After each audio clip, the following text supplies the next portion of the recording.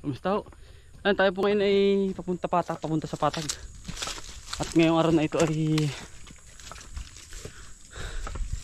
pinagbibili ni tatay yung kabayo na si Ibana po, mga kautol. Si Ibana, yung anak po ni Ibana. Maganda na pa kapitan ng tanim din yun. Sa barangay ito, mga kautol, nasabay ito sa atin pananim. Kapag kukuha ko ng pananim, nasabay po sila. Maganda na po. Yun, maiba tayo, mga kautol. Anak po ni Ibana ay ganda rin ho. Gawa ho ng si tatay ay gustong bumili ng kalabaw. Ay pandadagdag daw po niya sa pagbili ng kalabaw. Medyo mahal nga yung kalabaw. Ari po presyo ko po na rin. Ay ako po yung magkakabay din ay nung araw, nung hindi pa ako nag-abroad. Ay ari po 35, mga kautol. Papakita ko sa inyo. Malaki na po at buntis na po pati. Baka gusto nyo pong marunong ng karga, marunong sakyan, baka nyo gusto po ninyo. Maganda po at sarili pati. Direct na po kayo. Wala na kayong anong tawag dun, wala na ho kayong ahinti. Direct na.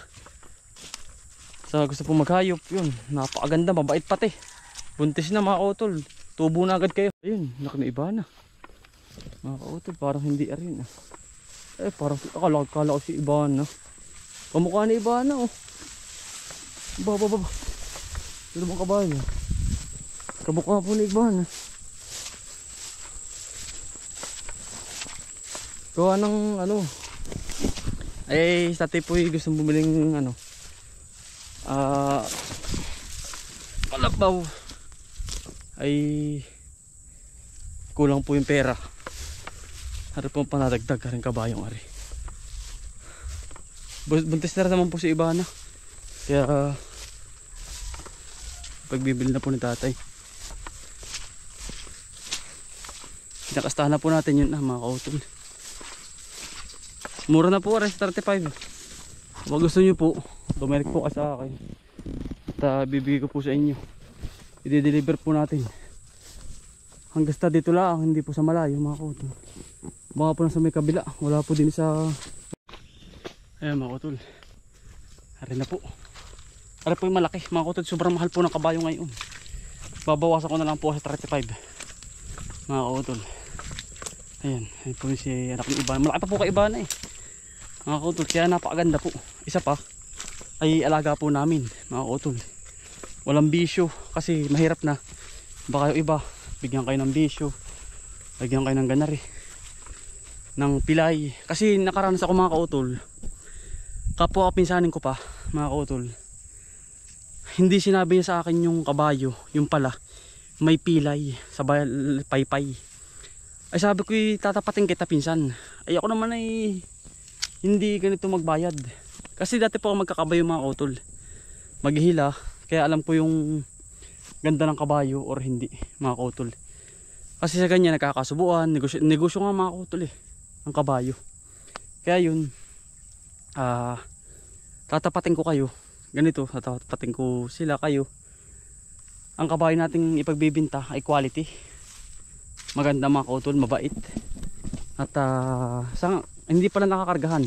Madali na po yan kasi sobrang bait po ng hayop yan, buntis po pati, may tubo na agad kayo. Yan, 35 po ito. Anak po ni Ibana. Yan.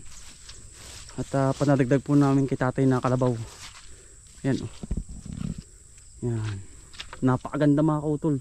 Pulang pula at sobrang bait, mga kautol. Ayun, hindi nyo siya, tapi tinuturuan ko na. Ayun, napakaganda ng kulay. Kung ito sa kabayo ay kastanyo, mga kautol, ito naman ay kastanya kasi babae. Buntis na po pati. Yan ang titingnan nyo, mga kautol, sa isang kabayo, kung sakat o suksok. Ito ganito, mga kautol. Itong isa, itong suksok, ito ay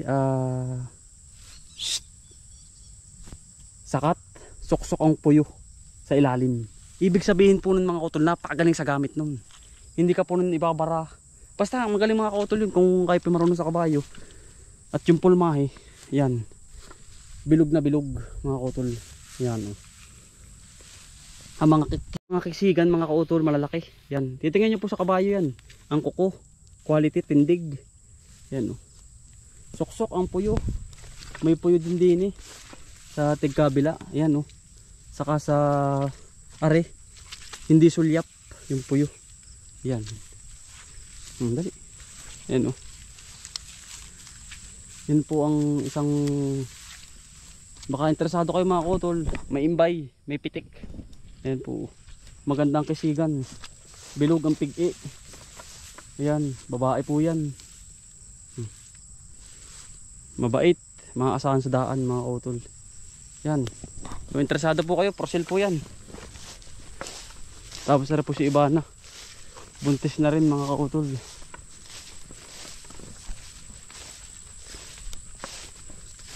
Nari. Ayan po si Ibana. Ito po kasi pala anak. Si Ibana. Ayan, ito po yung pinakastahan na natin. Ito po pagkakapal niyan. Oh. Bato kalabaw mga kautol. Bato kalabaw. Ayan. Ay, nalaki na nga ang didi ah. Ito po ang talagang pagkagaling sa daan talaga. Yan, lahian po niyan. Yan. Tamo po ang pig. Bilog na bilog. Yan. Yan po si Ibana. Anak po niyan, pagbibinta natin. Ganda po niyan. Magandang lahian. Kastanya. Yung kastanya po. Namin kayo bibiguin at mga kautol galing po sa amin. Kasi bisiro pa mga kautol. Yung po kasing iba nagbibinta dahil hindi ko naman nila lahat. Kasi naranasan ko na rin yung ganito na worse na bininta sa akin. Tapos yung pala bali yung paypay. Siyempre yung perang pinagbili mo sa kabayo ay nawala lamang kasi nga may bali, hindi mo na magagamit hanggang sa ipagbenta mo ng karnihin na lang. Malulugi ka na. Bili ko nun ay ano, mahigit na nasa 25,000 lalaki mga kautol. Adi yun nga 25,000. Yung pala'y pagkakarga ko ng ano, paghihila ko ng kukulamber sa Ilasan. Yeah, ay wala pang 120 burpit. Bumigay na ang paypay mga kautol. Ayun nung lumakad, bali. Hindi na siya kumikilos mga kautol. Yun lang mga kautol. At yan po si Ibana. Anak ni Ibana ay lubusin natin ibibinta. Pero nasabi ko na po kay tatay, naghahanap nga lang po ako ng buyer. Ayoko rin po dito sa amin ay gawa ng malapit po sa amin, makikita namin. Gusto namin sa malayo-layo namin mapapunta ito. Kapag po ito yung binigay namin sa dito ka rito, kakarnihin po yan mga kautol, kasi walang bibili. Kakarnihin po sa mga magkakarni.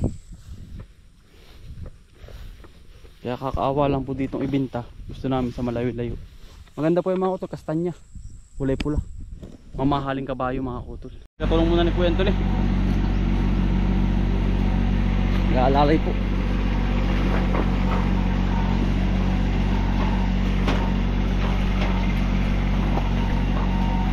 Mga suwi po yan. Mga kautol, tutumba tayo. Ayun naman ah. Ayun ah.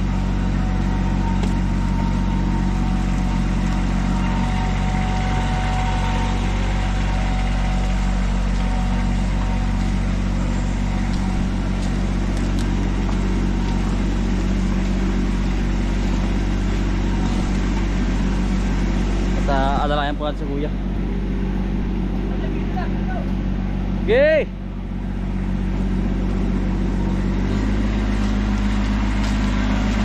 Kargado na po ay. Kargado po ng pananim. Kargado po. Alalayan po natin sa kuya.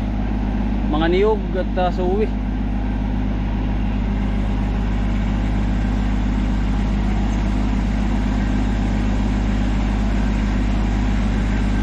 tulong-tulong mga kautol sa magkakapatid para mas magkaisa mga kautol.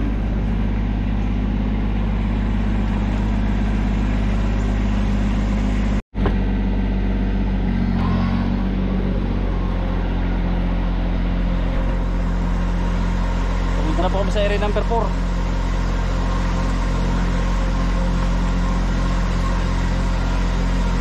Talim po ng suwi mga kautol.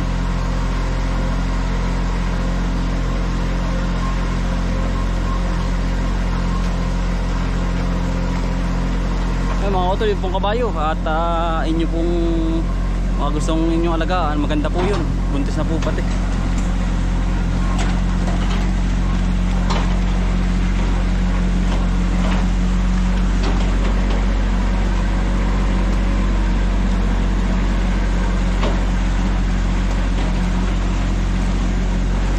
Ito nakasakay sa likod, lalay ko.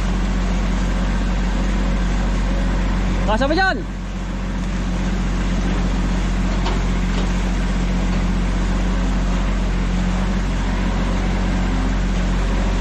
Harap yung bukal ay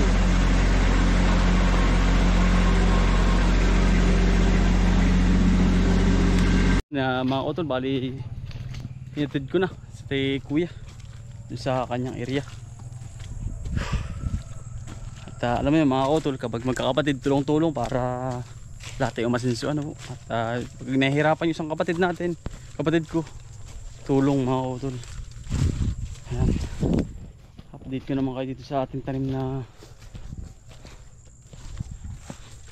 patula. Pari ko hindi pa ay. Hindi pa napusag mga kautol. Hindi pa natubo. Matagal din po pala yung ganyan ano. Yung ganyan pong patula. Hindi pa. Medyo matagal pala yan. Antay-antay lang na tayo mga kautol ng panahon para makita natin yung resulta. Maganda na po ang panahon ngayon. Resulta ng ating tanim na patula. Yung upo naman di pa rin na-uslit mga kautol. Tama-tama ang timing ng tanim natin, nainit na po. Yan. Safe na yan mga kautol. Antay-antay lang natin yung kanyang pagbusing ng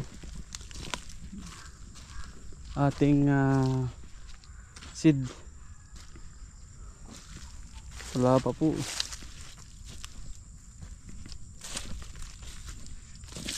Mga kautol, bali hanggang dito lang po yung video natin at tayo po pauwi na rin at mag-asikaso po tayo ng ating rehistro. Ano po, yan. At ingat po kayong lahat mga kautol. Yan, chat nyo lang po ako at yung pong kabayo available. Yan mga kautol, maraming salamat po. Ingat po palagi. God bless po.